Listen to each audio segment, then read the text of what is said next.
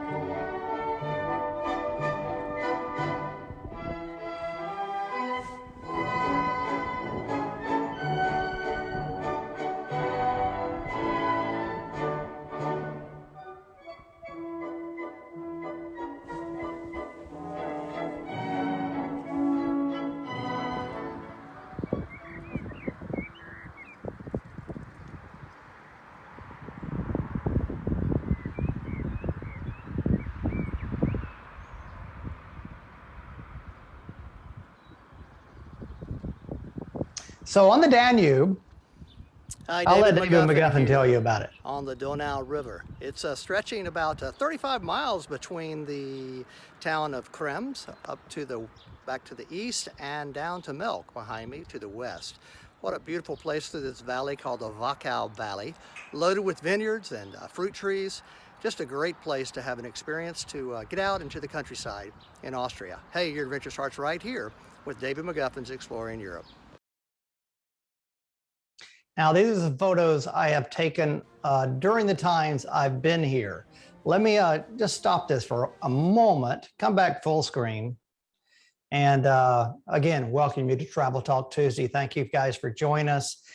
We have, it's a very, very busy season for us right now. And we're not even operating tours in Europe, but we are traveling almost every weekend to major markets throughout the United States to with the Travel and Adventure Show to meet people and sell our tours. 2 weekends ago, we were in Chicago, in the suburb of Rosemont, Illinois, and you know, people are just itching to get back to travel. There were over 5,000 people that came through the weekend on Saturday and Sunday to talk to myself, other vendors from Europe, and all over the United States, the Caribbean, and other parts of the world. And we were elated at how many people came by and talked to us. It was a record-breaking time for us because we signed up 11 or 12 people for tours that particular day, or that particular weekend. And then just last weekend, we did the same show with the Travel and Adventure Show people. By the way, I should have a graphic for this, but you should check them out because it's travelshows.com, travelshows.com. And the family that runs this are personal friends of mine, the Golich family, John Golich. And we just have a great time getting together with them and talking about travel, getting back into gear, traveling again. So this past weekend, we were in Washington, downtown Washington, D.C., at the Washington Convention Center. And we didn't have high expectations for that either, just like we weren't having so much for Chicago. But, you know, sometimes there's a damper on travel and, you know, getting out in these COVID times with in the DC area. But heck no, there was not. There were over 8,000 people that showed up that came and talked to us. Once again, Charlotte and I gave out almost every piece of literature that we brought with us promoting our tours, made some great connections, signed up people for tours as well. And these things are not just European tours. There's a few of us that sell tours to Europe, but there's also travel agents like AAA and cruise planners. There's states from all over the United States that are with their tourist boards and promotional budgets that are there promoting different areas. We have some great speakers that go there. This weekend we had Pauline Frommer. We had Andrew, gosh, I've read his book too. I'll come back and tell you who that was. Peter Greenberg, several other speakers, along with the very famous David McGuffin. He spoke both days and did a great job on attracting crowds, because I spoke on the same topic I spoke on last week, which was getting back to travel in these post-pandemic times. What's open for who, and how can you go? And if you have to be vaccinated, no vaccination or not. So I did a 30-minute rapid fire spiel on everything in Europe, and it was well taken and well attended. So this next weekend, we'll do the same thing. I'll be up in Boston in the Back Bay area at the convention center there on Saturday and Sunday, and I'll send out some information for you as well. Anyway, I wasn't planning on doing all that promo, but I wanted to tell you what was going on, because I just wanted to say it's been very, very busy around here, but it's been great to get back in business and to be busy and to actually be starting to plan some tours and sell some tours. We head out of here on the 9th of April to begin our first tour, which is the Amalfi Islands tour. And it is going to meet with great success. We've had people sign up the last couple of weekends to go on that tour, along with a group that are already prepared to go. So we're looking forward to doing that. That's in Italy, south of Naples. And I've talked about that the last few weeks. So if you don't know what it is, look it up on davidmcguffin.com/TTT and just find the episode about the Amalfi Islands, and you'll be happy to see that. Well, let me get back to the topic at hand tonight, and that is up in Austria. So if you're in Munich and you head due east and a little bit to the south, you run into the country of Austria. And Austria kind of stretches out from east to west for about 350, 400 miles. And so once it leaves, it touches Switzerland on the west, and then it goes all the way over and touches Hungary and Slovakia on the far eastern side. Vienna is the capital city, and but we're not in Vienna. That whole river that flows through there that brings commerce all the way from is it the Black Sea, I think, all the way from the Black Sea all the way up to Germany is called, we know as the Danube River, and in English is called the Donau. And I was going to do some research today and say, why did the English version end up being Danube?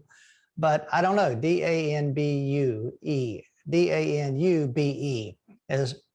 So if somebody's got the answer, hey, ping us here on Zoom or on Facebook, and let me know and I'll pass it on. But I forgot to look that up.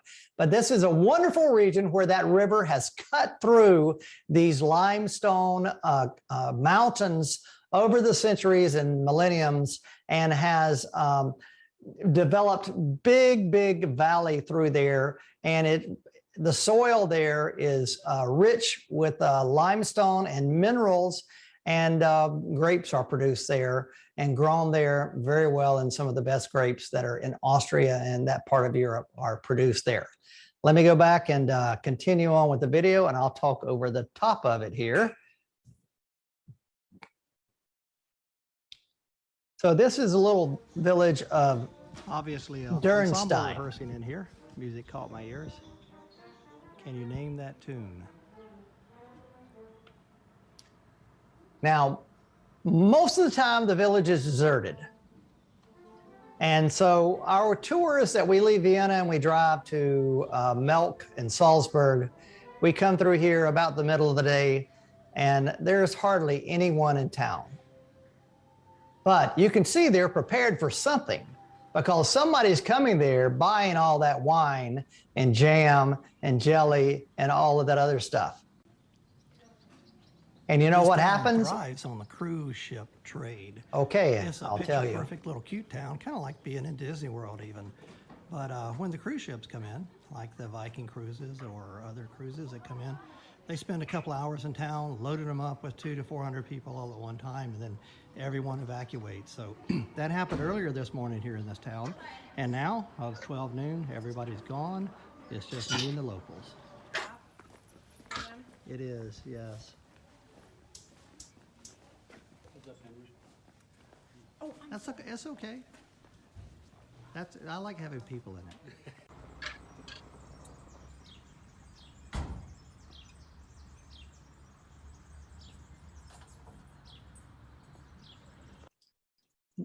These grapevines are all over the place on this valley, and the most prolific grapes are those that produce Riesling grapes and Gruner Veltliner. This tower here is the church tower for the Abbey of Dürnstein. And this abbey has been here since 1372. But this tower is unique along the river because you can see it's painted blue and white, and you can see it for miles and miles. Now, that is not a medieval tower. It was built in the 1700s, the Baroque era in the 17th century. But it dominates the area. And up until the time of the Reformation, it was a Catholic church dedicated to Mary, and then became a Protestant church of one of the dioceses there as well. More vineyards right around Dürnstein, and that castle up there, I think I'm going to tell you about real quickly, about Richard the Lionhearted, the English guy. The town of Dürnstein is famous for the castle up there on the hill, a fortress that imprisoned Richard the Lionhearted in the 1100s. I suppose when he was on his way home from a crusade or something. Beautiful vineyards just coming out here. It sounds low, soft. I don't know if you can hear it or not, but I'm basically saying, white wine territory. Coming home from the crusades, Richard the Lionhearted passed through here. Well, I hope you've enjoyed this little look around and was Dürnstein, arrested and kept in that here castle. on the Wachau Valley on the Donau River, the Danube River. Your adventure starts right here with David McGuffin's Exploring Europe. Cruising down the Donau with 200 of your best American friends on Avalon cruises. Upscale cruise line, riverboat line. That's a long boat.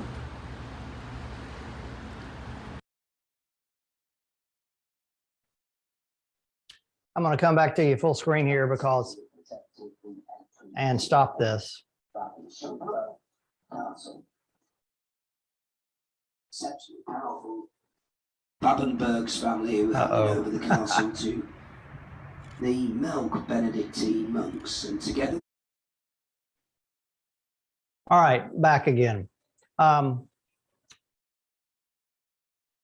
That cruise boat that was Avalon Cruise, and you saw that boat was really, really long on the river. And several years back, Charlotte and I, did some research, and we took a Viking river cruise along this route as well. I think it was Christmas time, December of 2016. And we had a good time on the boat, but you'll probably hear me say more than one time that if you get on one of those river cruises, especially with Viking river cruise, you're experiencing the river and the land with 200 of your favorite American friends, or I guess they will become your favorite American friends. And so that what I'm showing right now in the video happened to be on that cruise in 2016 as we were going by. And it was supposedly all of us were to go to the top deck, look out the window or look out onto the banks of the river, and to experience coming in and visiting the next town that we're going to talk about, the town of Melk, which has a beautiful abbey in it as well.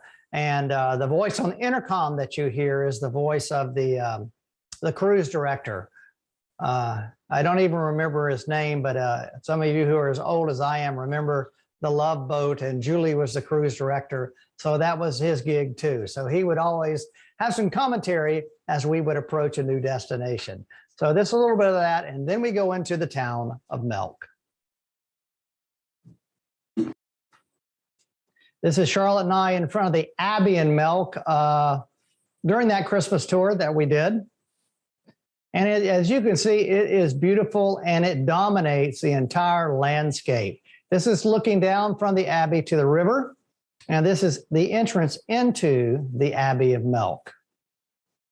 We happen to be there at sunset, and you can see that's beautiful too with Mary's Church steeples in the background. As I mentioned, we were there at Christmas time in 2016, and of course the whole town was decked up for Christmas. And here is the Abbey from the river, illuminated with the Christmas tree down in front as well.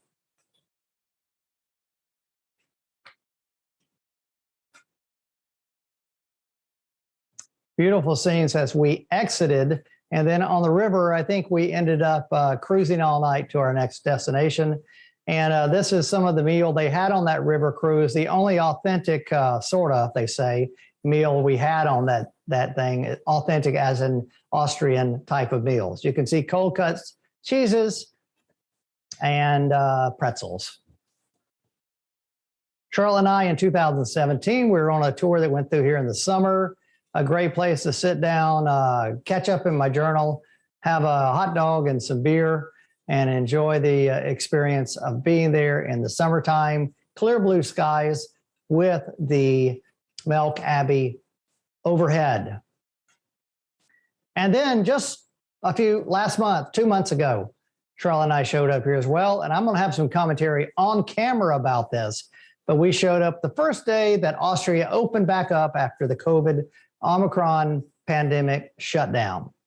We were the only Americans in town and the only foreigners in town as well. We stayed at the Hotel on Post. They were having a party there for their employees because they were just able to open up.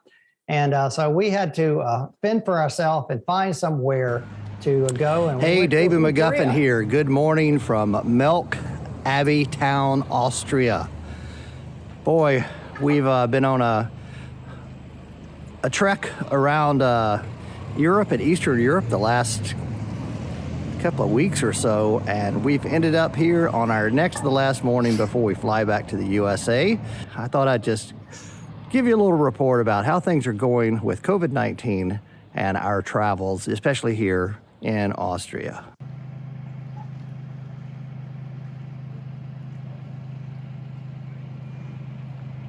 So the next morning I got up, it was very cold, 28 degrees, I think. I got up and walked around town. You can see not a soul is there. There were a few locals. Keep in mind, this was the second day after the lockdown was lifted. So people could actually walk around town, but there's nobody here at 8:30, 9 o'clock in the morning.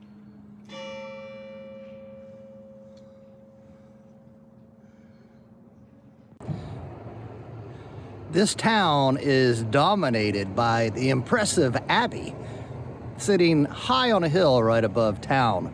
I've been here several times on tours, mostly in the middle of the summer and spring when there are literally thousands of people walking around the streets of Melk.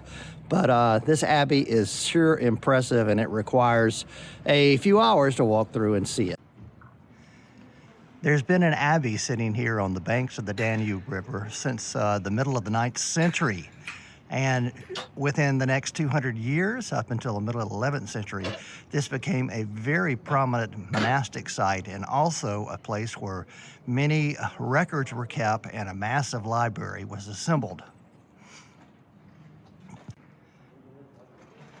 The structure you will see today that we're looking at was built in the Baroque era in the early 1700s and completed about 1736. And as you can see, it is beautiful. Crystal clear day, the sun rising and shining and illuminating the southeastern facade of the abbey. There's always been a monastic presence here, but after World War II, this abbey was reopened again, and it was opened as a school. And right now, presently today, there are over 900 students that attend here, both male and female, and are getting a wonderful education here in Austria. You can see the abbey there is way high up on the hill, and it wasn't long that the parishioners here decided that trudging up the hill 2 or 3 times a day to worship was going to be out of the question. And so by the time 1500 rolled around, this new little chapel was built down here on the main square in Melk, and this church was dedicated to Mary, the mother of Jesus. So this is the parish church of Melk.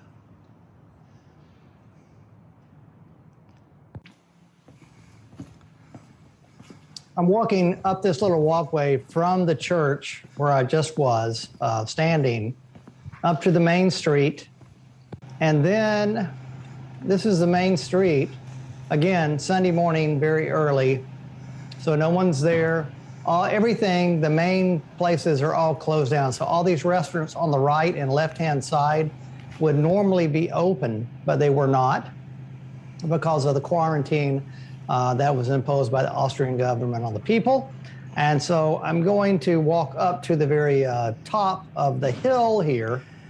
As I mentioned earlier, normally this town would be loaded with tour groups visiting the abbey above us, and tour groups from river cruises as well, which the Danube River is just maybe 200 yards over to my right here. These blue stones are to help visitors who have been to the monastery up here, to the abbey, to come back, experience town, and follow these blue stones all the way back to the bus parking area and to the boat parking area on the river. As you can see this morning around 8:30, only the locals are here. Let me tell you a little bit about the lockdown Austria has just emerged from, and how COVID-19 and these variants have affected this country. So about 20 days ago, around the 20th or so of November, Austria had terrible amount of cases, an average of 15,000 cases per day of new cases of COVID-19 breaking out in their country. So the government here in Austria decided to lock down the country. No tourism, only essential businesses were open. Everyone stayed inside, everyone wore masks, no schools, no church activities, no nothing. And so today is the 20th of December, and just today the entire country of Austria has emerged from that imposed almost month-long lockdown, and the cases now have dropped way down to about 3,000 cases per day that are being reported here in Austria. So regardless of what you think as far as COVID-19 pandemic and protocols and lockdowns and slowing the spread and all of that, apparently it has worked a bit here in Austria, simply because no one was out doing anything. So I can tell you what, the people here in Austria have been protesting as well, and they have not been having a great time, locked up for almost a month here. Now, the country kind of emerged out of this COVID-19 lockdown in 3 phases. The first phase was the Tyrol area rolled out, a couple of 3 days ago, and then the area in Salzburg and this area of Melk, where we are right now in Passau, rolled out and opened up totally on Saturday, a couple of days ago, and then today on the 20th, everything from here all the way over to Vienna, the capital city, is opening up. So hopes are that there will be a great holiday season. The cases will stay down. People will be more aware of spreading the COVID-19 virus. and its various variants here in Austria, but I can tell you what, they're happy to be back in business. We crossed the border from Slovakia into Austria just yesterday afternoon, and there's a barrier at the border. Entering Austria, we had to stop car by car by car. Police and army officers and checked us. We had to show first of all, our passports and then our COVID-19 vaccination cards, proving that we were fully vaccinated to come in to Austria. Had we not been vaccinated or fully vaccinated, they would have turned us around and we'd have to leave. We could not come into the country. We could not go to a restaurant. We could not stay at a hotel or anything else. So here they have what's called the 2G protocol, which means you got to prove that you were fully vaccinated and that your last shot was 270 days or later from, or 270 days or less from right now, the time you enter. And also you have to wear a, N95 mask. And boy, we've been wearing these things every day, everywhere we are, whether we're in Austria or not. But that seems to be the key to getting here and to doing some tours. So anyway, that's the COVID-19 update from Austria. They're opened up. Austria is ready for tourism. I hope you can join us sometime. Merry Christmas. We'll catch you at home from Middleburg, Florida in a few days.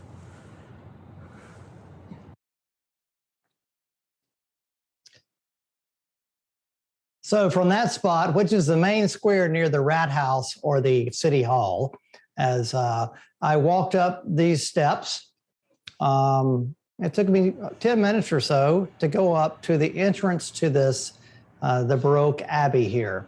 And this is the entrance into the main square of the Abbey. I'm looking at the main square. And as I mentioned, I've been there many times with groups, and it's always so impressive. But the crazy thing is this, that you go through and the tour's it has to be with a guide from the Abbey, and it's kind of dull because you're looking at, books and glass cases and everything else. And then finally you go out onto the patio, and then you go into the big library, which is Harry Potter-esque, and you want to take some photos, but you can't take photos in there. And so I just scrambled to find, maybe I snuck one in or not, but I did not. I don't have any photos at all. So you'll have to go to Melk, and you'll have to visit there to see that library, which is very impressive. This archway right here in the very center here, the very first time I went to Melk Abbey was in 2001, 2002. The first year I did some tours in the summer with my newly incorporated David McGuffin's Exploring Europe. And I had a tour that began in Munich, and we went from Munich over to Salzburg and then over to Vienna. And my son Brian was on that tour, and actually a lot of my band students were on that tour as well, since Brian was in my band, and a lot of his friends were there as well. And we were driving beyond here on the highway, and my bus driver, Peter, who I had just met a day or two before for the very first time, keep in mind, 2002, said, "Look over there at that big church, yellow church on the hill. Have you ever been there?" And I said, "No, we've never been there." He said, "Well, would you like to go? Let's go." So we went over there, we got in, and we bought tickets, and we went in there and visited that and took the tour. The tour has not changed over the years.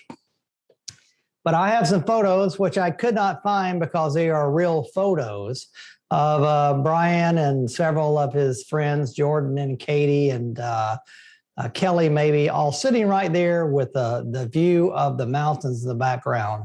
Is impressive. So if I get it, I'll put it in the show notes here for this as well, if I can round that one up. But that was the first time I went to Melk. Now, I was going to kind of just give you a heads up because you heard me talking about COVID-19, Omicron variant and everything as well. You heard me talking about that, and that was in December. And things are changing very, very rapidly all over the world. And I just really feel that by this time next month, that we won't have to worry so much about COVID-19 and about the variants of COVID-19 and about any kind of travel restrictions and protocols and mask mandates and all of that. It seems to be a common thought with everybody that I've met at these travel shows the last few weekends that that is going to go away. I want to talk to you just a second about what I'm cooking and about the wine, and then I want to talk to you a moment about Ukraine, and then we're going to sign off because I know there is a message by the president tonight a little later on. But let me tell you what I'm doing over here behind me on the stove. I am doing something sort of okay with Austrian cuisine, and we're cooking a Rösti over here, which is basically shredded potatoes, binded together with eggs, onions, a little bit of bacon on top. We cook that on the stovetop and in the oven and serve it. So it's not a pancake at all. It's shredded potatoes. Let me see if I can show you. It's hot, but let me see if I can show you what it's looking like. I'm gonna put another pot holder on here. Maybe you can see. Yeah. It's pretty tasty, especially with that bacon juice all over and everything. So we're looking forward to having some of that. Some people put cheese on it, but we're trying to hold down the calories. So no cheese on there. So potatoes, grated potatoes, onions, seasoning, bound together with egg, a little bacon on top. I'm also making nothing that has to do with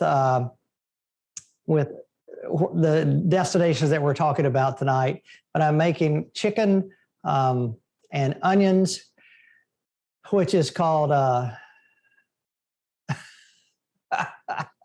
asked Charlotte, I had to look it up because I make it all the time, but it's chicken and onions. Oh, Charlotte's calling from the other room. Chicken scaloppini with a little wine sauce. And so we love this. And so I'm making that and a little roasted vegetables as well. Forgive me for that. Now, to be serious, Charlotte and I were in Poland also last December. And if you're anywhere attuned to what's going on in the news and everything, you know that Poland and all of the countries that are surrounded by the Ukraine are being inundated with Ukrainians who are just fleeing that country, not because they don't like their country, but because Vladimir Putin and the Russians are invading that country and trying to take it over. Now, I'm not going to be political at all. I'm just going to say this, that it is unimaginable this time in the 21st century that one country would overpower and try to take over another in this day and age. I just cannot believe it. And I cannot believe that everything is going on and that seemingly at the beginning, no one was doing anything to support those Ukrainians, which have a great deal of nationalistic pride. And if you watched any news channel, no matter what, in the last 2 or 3 days, you'll see the Ukrainians' nationalistic pride. They love their country. They're doing everything they can do to fight for their country. And it's my thoughts, it's my hope and my prayer that, number one, something will happen to turn Putin's mind in another direction. My thoughts and prayers and my prayers for the Ukrainian people that are having to suffer through this, because I cannot imagine someone coming up the road right where I live and bombing the neighborhood that we live in. It's just unimaginable. And so our prayers go out to them. And I wish there was something that we all could do. And I'm looking forward to hearing from President Biden tonight and from the other leaders of NATO and the European nations about something hands-on that they could get in and to do to help those Ukrainian people and to help the government there in Ukraine to hang on and retain that, because we'd love to have some tours one day in the Ukraine. I've never gotten that far, but I just feel like we need to send out our prayers and keep, if you're a praying person, do that. Okay, enough said with that. But we're going to be attuned to what President Biden's saying and are praying for sure for those Ukrainians and for the country and for everybody involved in the next week, days that come. Okay, I'm going to sign out because that's enough for Travel Talk Tuesday tonight. We'll be back with you next week with another episode. Looking forward to seeing you then. So long from Middleburg, Florida. Your adventure starts right here with David McGuffin's Exploring Europe.